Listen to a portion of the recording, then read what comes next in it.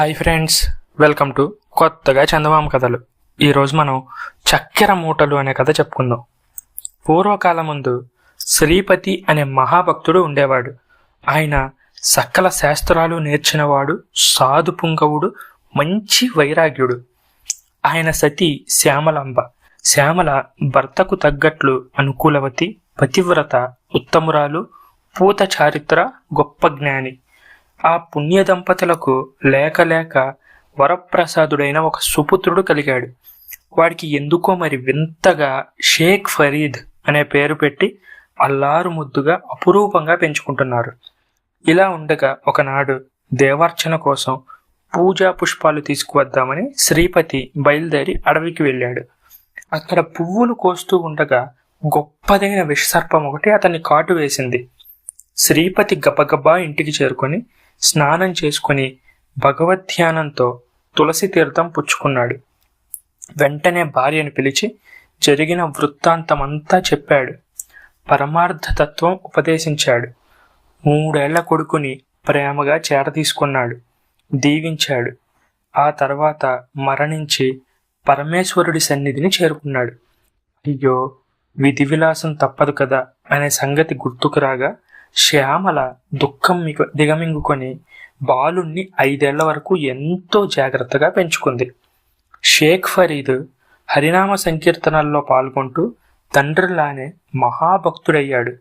బాలభక్తుడైన ఫరీద్ ఒక రోజున తల్లి వద్దకు చేరుకొని, అమ్మ, భగవంతుణ్ణి అందరూ అనేక విధాలుగా వర్ణించి పొగుడుతున్నారే, మరి ఆయన నాకు ఎందుకు కనిపించట్లేదమ్మా అని ప్రశ్నించాడు. అందుకు శ్యామల, బిడ్డ, తపస్సు చేసిన వారికి శ్రీహరి ప్రత్యక్షమవుతాడని పెద్దలంటారు అని చెప్పింది. అంతటా బాలభక్తుడైన షేక్ ఫరీద్ ప్రపంచ విషయాలన్నిటినీ వదిలేసి వెంటనే అరణ్యాలకు వెళ్ళి ఘోర తపస్సు చేయడం మొదలుపెట్టాడు. అరణ్యానికి వెళ్ళడానికి ముందు బయలుదేరిపోతున్న తన ముద్దుల కుమారుడికి ప్రేమ కొద్దీ తల్లి ఒక రొట్టె ముక్క చేసి ఇచ్చింది. అయితే ఆ రొట్టెలో ఉప్పుని కూడా వేయక చప్పగా తయారు చేసింది.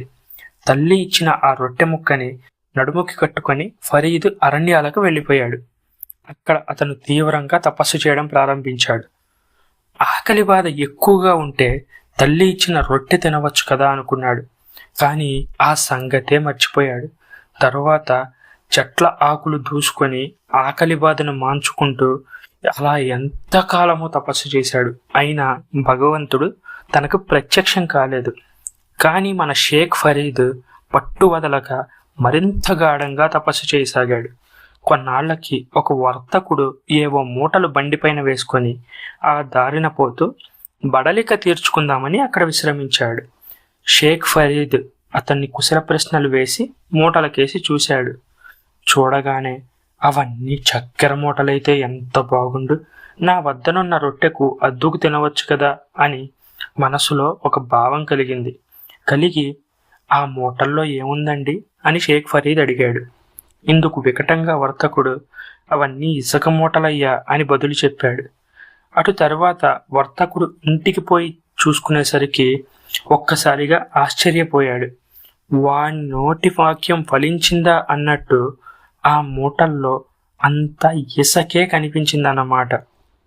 వర్తకుడు గుండెలు బాదుకుంటూ వెంటనే తన మూటలతో సహా ఫరీద్ వద్దకు వచ్చాడు. అతని కాళ్ళ మీద పడ్డాడు.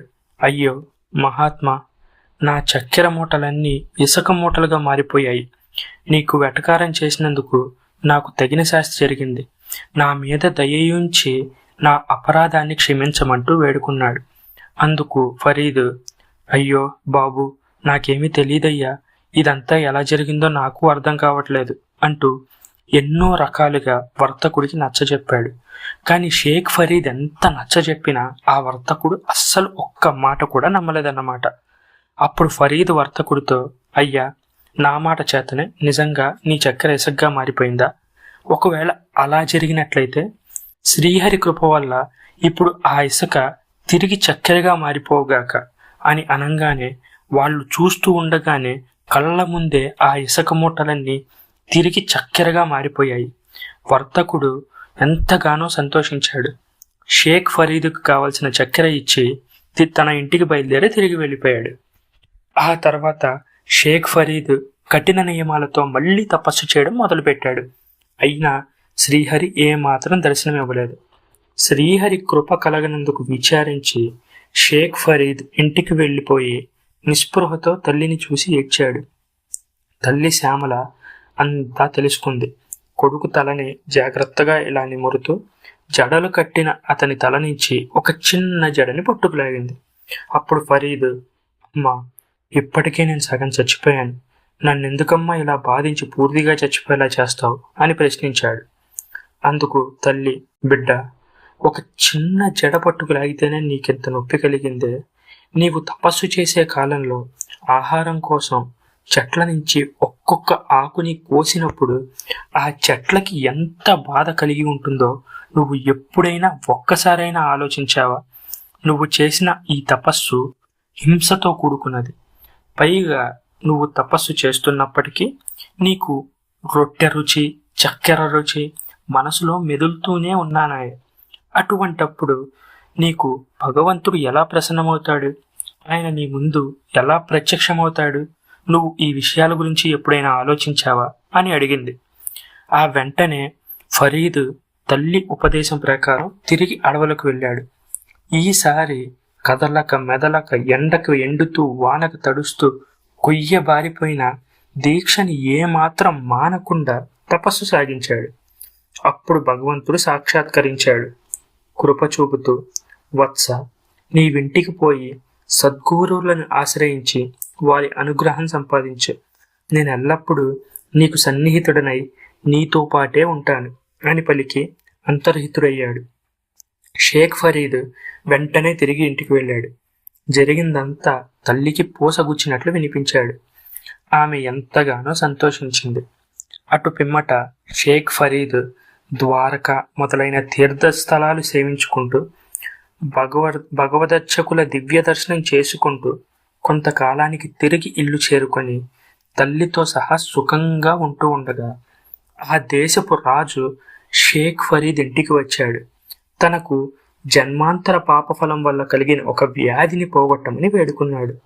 షేక్ ఫరీద్ ఆ రాజుని ఆపాదమస్తకం తన చేతితో తడమగా ఆ క్షణమందే అతనికి ఉన్న వ్యాధి నయమైపోయింది.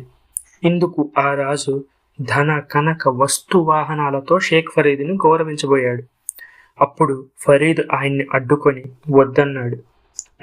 అయితే నేను ఇక్కడే నీ కోసం ప్రాణత్యాగం చేస్తా అని భీష్మించు కూర్చున్నాడు రాజు.